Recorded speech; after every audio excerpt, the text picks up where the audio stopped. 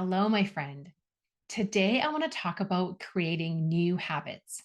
And I know that a lot of you are looking to create some new healthy habits in your life.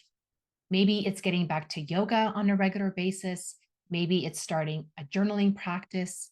Maybe it's getting up earlier in the day to go for a walk before you start work. But whatever it is, starting new habits can be quite challenging. Why is that? Well, we know through neuroplasticity that in order to create a new habit that lasts, we need to create new neural pathways in our brain. We need to physically change the structure of our brain, which I find so amazing that that's actually possible. And it's possible at any age, at any time, that we can actually do this. I find this really empowering too, right? Because it means that you have control over your brain and over your habits and over your routines in your life. So, what it does require, though, is commitment because we know that it's going to take some time to build and create a new habit. It takes dedication and consistency and also some self compassion because we know there's going to be some days where maybe we just forget to do the new habit, and that's okay. So, I'm really fascinated by this neuroplasticity science that's only been around for a short period of time in the grand scheme of things. But the concepts have actually been around for quite a long time. And I've been rereading this book this year called Thought Vibration by William Walker Atkinson. And he wrote this book in 1908.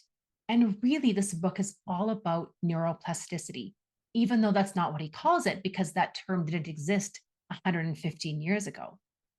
But it's a really great book. I encourage you to get it. It's about 100 pages. Every chapter is really short, but every chapter is jam packed full of really inspiring and motivating content. And the recent chapter that I was reading was all about creating habits. And I really love how he explains this whole neuroplasticity and how we can build and create new habits by changing the patterns in our brain. And this is what he says about our brain. He calls it the mind. He says, the mind has been likened to a piece of paper that has been folded. Ever afterwards, it has a tendency to fold in the same crease, unless we make a new crease or fold when it will follow the last lines. And the creases are habits. Every time we make one, it is so much easier for the mind to fold along the same crease afterward.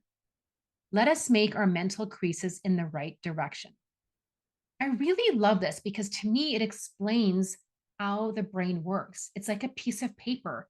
The first time we fold and make a crease, it might take a little bit of work.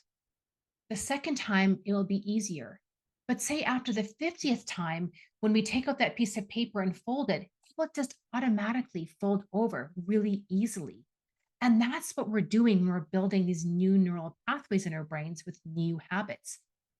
The first couple of days, the first couple of weeks, even will be challenging. We'll need to really think about them. It's like we're really creasing that new fold in our brain.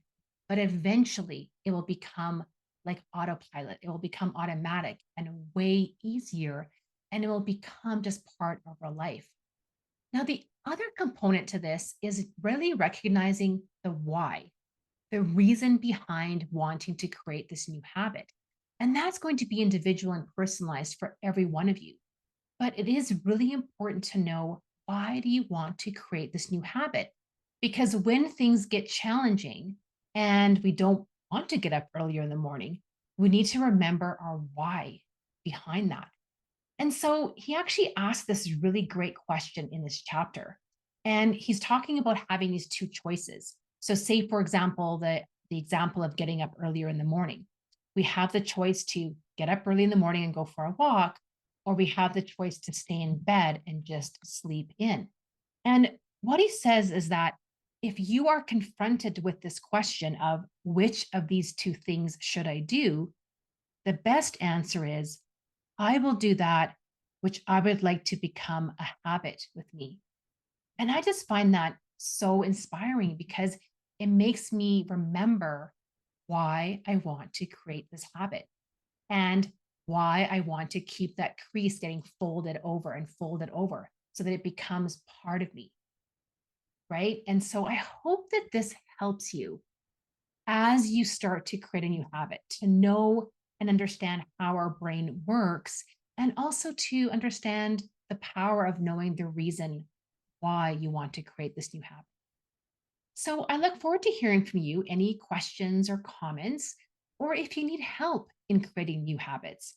I work so much with my clients on setting up new healthy habits to help them reach their goals, to help them feel better, to help them keep going and get unstuck and just be in momentum and live a healthier, happier, more successful, and aligned life.